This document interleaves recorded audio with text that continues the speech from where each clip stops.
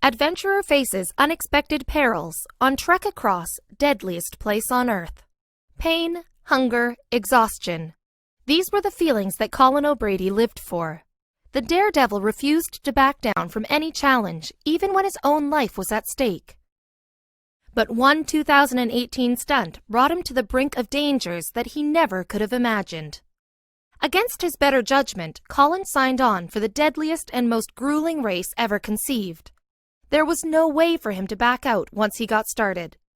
Colin was the only living thing for miles around, except for his biggest rival, who was hot on his tail.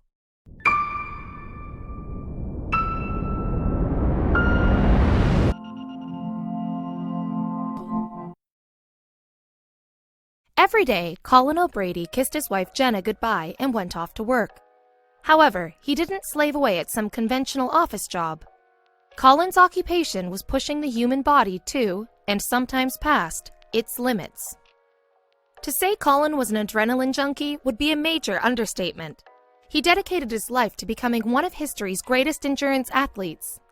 His first triumphs came through the triathlon circuit, though what Colin really wanted to do was conquer the deadliest place on the planet.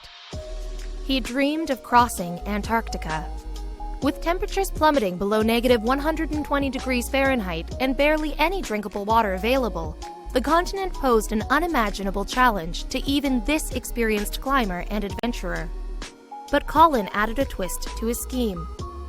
Colin planned on doing it alone. That feat had never successfully been pulled off, but this daredevil was eager to make the history books. Even so, plenty of Colin's loved ones were queasy about the idea. It could have lethal consequences. British explorer Henry Worsley attempted the solo trek in 2016, but Antarctica proved too much for him. He died 30 miles from the finish line. What made that loss even more troubling was the fact that Henry was one of Colin's most influential mentors. Could the 33-year-old succeed where his teacher had fallen short? Colin believed the answer to that depended all on his preparation. To cross nearly 1,000 treacherous miles, he would need to be in the best shape of his life. Aside from packing on more muscle, Colin needed to figure out the perfect balance of gear. On a team expedition, certain members could share the load of common equipment, but Colin, carrying everything on his own, had to make some serious sacrifices. He collected the bare essentials and strapped all his supplies to a sled, which weighed in at 375 pounds.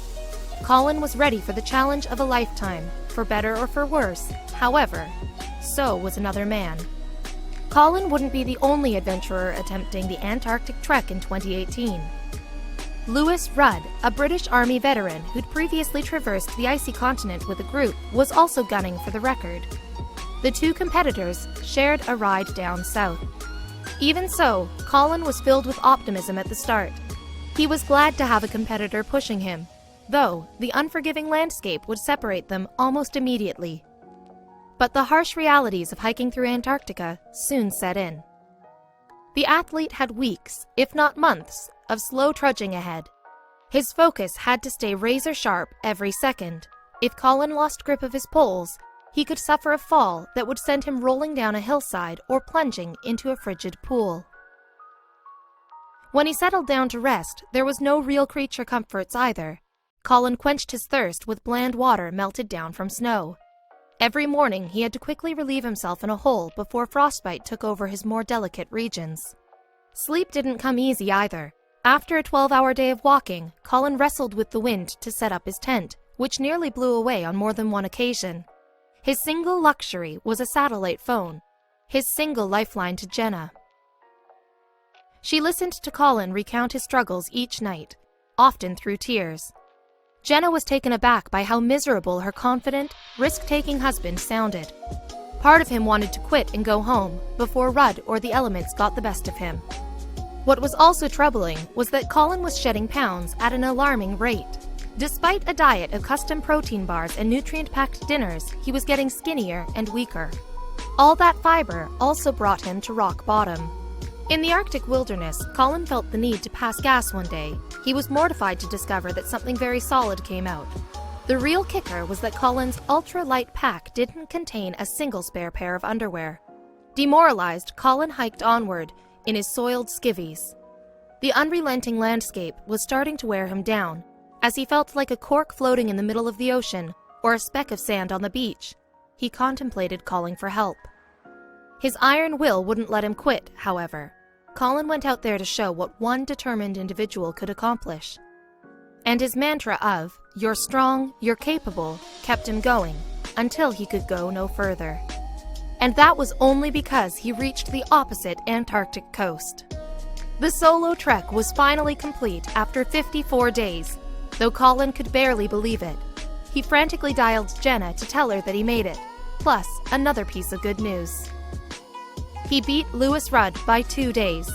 Following their extraction, the rivals celebrated their journey with beers and burgers, plus stories of their respective struggles. They both knew that they were fortunate, given the history of disasters that struck polar expeditions.